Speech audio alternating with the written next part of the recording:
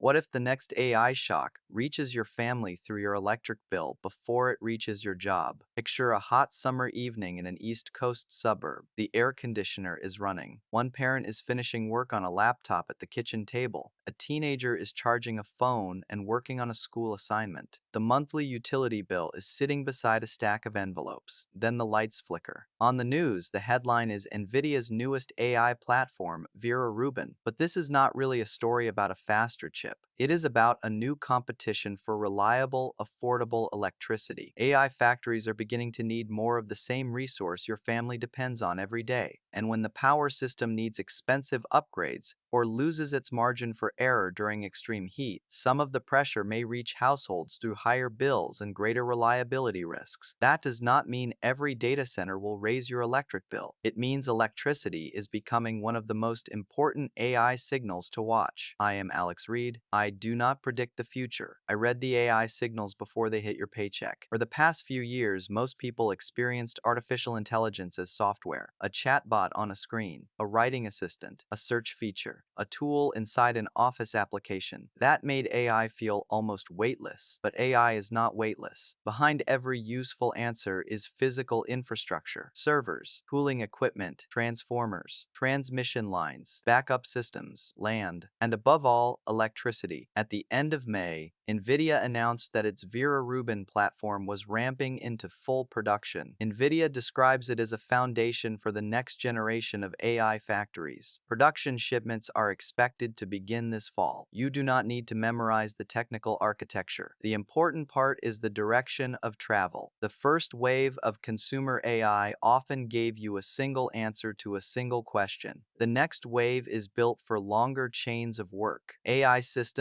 that reason, retrieve information, use tools, check results, and take multiple steps before producing an outcome. That can make AI more useful. It also requires much more physical capacity. Gartner now forecasts that worldwide spending on AI will reach about $2.59 trillion in 2026, up 47% from the previous year. Gartner expects AI infrastructure alone to account for about $1.43 trillion of that total. Do not get lost in the trillion-dollar headline.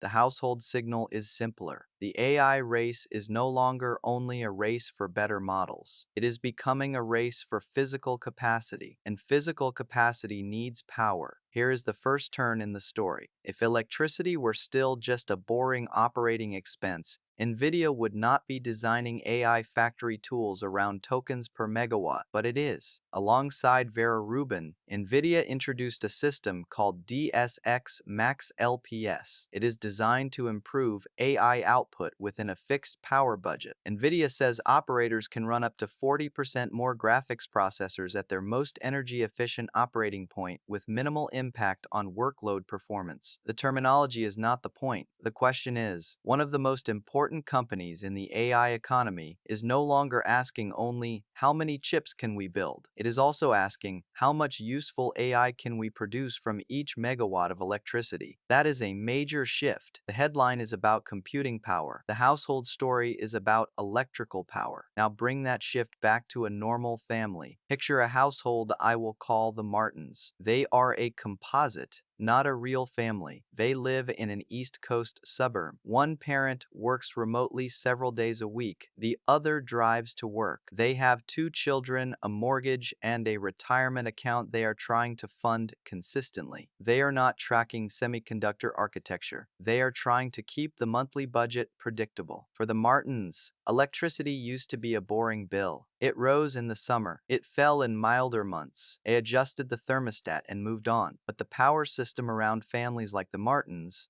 is entering a different era. The U.S. Energy Information Administration expects total American electricity demand to rise 1.3% in 2026 and another 3.1% in 2027. It says the largest source of near-term growth is the commercial sector, which includes data centers. The agency expects commercial electricity use to surpass residential use in 2027 for the first time on record. The same forecast says the average residential electricity price is expected to rise rise by nearly 5% in 2026, with some of the largest increases likely along the East Coast. This does not mean AI is responsible for every extra dollar on your bill. That would be too simple, and it would be wrong. Electricity prices move for many reasons: fuel costs, weather, storm recovery, aging equipment, transmission investment, new generating capacity, regional market rules, local regulation. But data centers are becoming one more major source of demand at exactly the moment when many parts of the grid already need investment. This is the first household ledger in this episode: your family bill. The obvious layer is the monthly rate you pay for electricity. The less obvious layer is the system behind that rate. Households do not only pay for the electricity they use today. In many places, customers also help fund the infrastructure needed for tomorrow. New substations, new substations, new substations, new substations. So the question is not simply how much electricity will an AI factory use. The question is who pays for the next round of grid expansion: the technology company building the facility, the utility, taxpayers, or ordinary ratepayers spread across an entire region? The answer will not be the same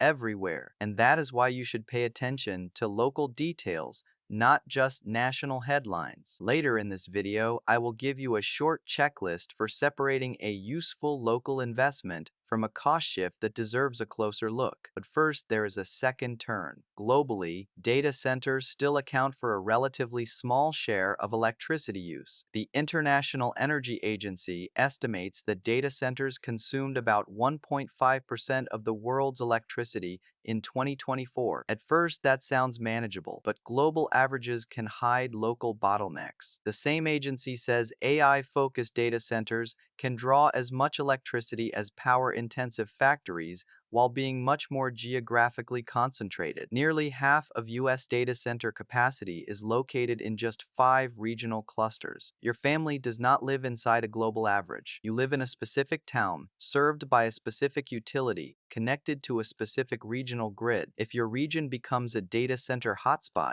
your local experience may look very different from the national headline. The International Energy Agency projects that global data center electricity use will more than double by 2030, reaching around 945 terawatt-hours. In the United States, data centers are expected to account for nearly half of the growth in electricity demand between now and 2030. That is not a small adjustment. For years, many advanced economies operated in a world of relatively flat electricity demand. The system was not designed around huge new loads arriving quickly in concentrated locations. A software product can scale in months. A transmission line cannot. The International Energy Agency says new transmission lines can take 4 to 8 years to build in advanced economies. It also says wait times for critical components such as transformers and cables have doubled in the past 3 years. This is where the second household ledger appears: family risk. The first layer is reliability. When demand grows faster than generation, storage, and transmission, the system has less room for error. The second layer is timing. The grid is not usually under the most pressure on a mild spring morning. It is under pressure during extreme heat, when millions of air conditioners are running at the same time. The third layer is location. A data center may need reliable power every hour of the day. Homes, schools, hospitals, small businesses, and remote workers depend on the same broader system. The risk is not that AI factories automatically cause blackouts. The risk is that large new loads can shrink the margin for error in places that are already constrained. For a family with a remote worker, an elderly parent, a baby, or a medical need, even a short outage during extreme heat is not just an inconvenience, it is a household risk. Now, this story needs an honest boundary. Large technology companies are not powerless, and they are not always asking households to carry the full burden. They can sign long-term power contracts. They can support new generation. They can invest in storage. They can help fund grid upgrades. They can build facilities in places with stronger power systems. They can also also shift some computing work away from the most expensive hours. NVIDIA's own DSX Flex system is designed to connect AI factories with grid services, so some computing workloads can respond to signals such as electricity prices and demand response events. That matters. A well-designed data center is not automatically a burden. In some cases, new investment and flexible demand could help improve the local power system. So the correct conclusion is not that every AI factory will raise your electric bill. The correct conclusion is that electricity has become a strategic constraint in the AI economy. The local rules for managing that constraint will help determine who benefits and who pays. And there is one more twist. Efficiency helps, but efficiency does not end the power question. If each AI task becomes cheaper, companies may run more tasks. If AI agents become more useful, businesses may deploy more agents. If every megawatt produces more tokens, the industry may still want more megawatts. This is a familiar economic pattern. When a resource becomes more productive, demand can keep rising because more uses become affordable. Efficiency buys time. It does not eliminate the need for power. Now look at India during the heat wave in May. On May 21, India's peak electricity demand reached a record 270.73 gigawatts. It was the fourth consecutive day of record peak demand. Reuters reported localized nighttime outages in some regions as severe heat increased the demand for cooling. India is not the United States. Its grid is different, its economy is different, its energy mix is different, and AI did not cause India's heat wave, but India offers a useful stress test. When extreme heat arrives, air conditioning demand can rise fast. When the evening arrives, solar generation becomes less helpful. When a grid is already stretched, local outages become more likely. Now add a second long-term pressure. Large computing facilities that need reliable electricity around the clock. That does not mean homes and data centers will literally compete for the same electron every evening. It means power planning becomes harder. Utilities need more capacity. Regulators need clearer rules. Communities need to decide how costs are divided. Technology companies need to show that they are bringing power solutions, not only power demand. And households need to stop treating electricity as background noise, because the AI economy is moving into the physical world. For years, the most visible AI question was, what will this do to my job? That question still matters, but the next phase brings another question closer to home. What will this do to my bills and my local infrastructure? Over the next 3 to 5 years, watch for 4 changes. First, the geography of AI will matter more. The most attractive places for new AI factories may not simply be the places with cheap land or generous incentives. They may be the places with available power, faster grid connections, and a credible plan for new generation. Second,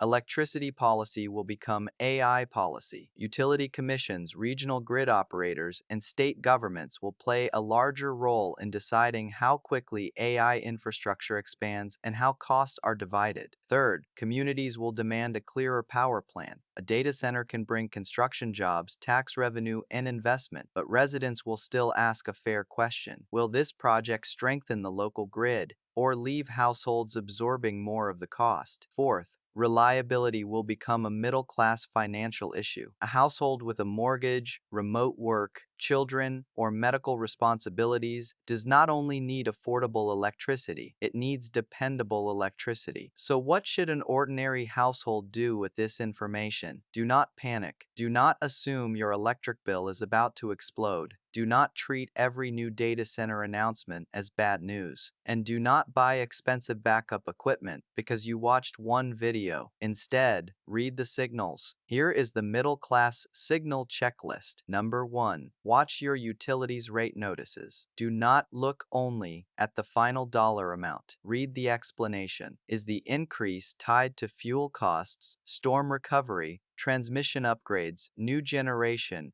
or growth from large electricity users? Number 2. Watch for major data center announcements in your region. A new facility is not automatically good or bad. The power plan matters. Is the project bringing new generation, storage, grid upgrades, or flexible demand commitments? Number 3. Pay attention to peak demand warnings during heat waves. Your family's risk is not determined only by annual electricity use. The hardest hours matter. Extreme heat can expose weaknesses that remain invisible during normal weather. Number 4. Follow your state utility commission and regional grid operator. That may sound boring, but the decisions shaping future household bills will not all be made in a Silicon Valley keynote. Many will be made in regulatory filings, interconnection rules, and local cost allocation decisions. Number 5. Separate the headline from the household signal. The headline is Vera Rubin. The household signal is that electricity is becoming one of the most valuable and contested inputs in the AI economy. The AI economy is not only arriving through your laptop, it is arriving through the power lines outside your home. I am Alex Reed. I do not sell fear. I translate signals. If you want calm, practical explanations of how AI is changing jobs, bills, and the financial decisions that shape middle-class life, subscribe to AI Economic Signals, because the most important AI stories are not always the loudest ones. They are the ones that reach your household budget before most people notice.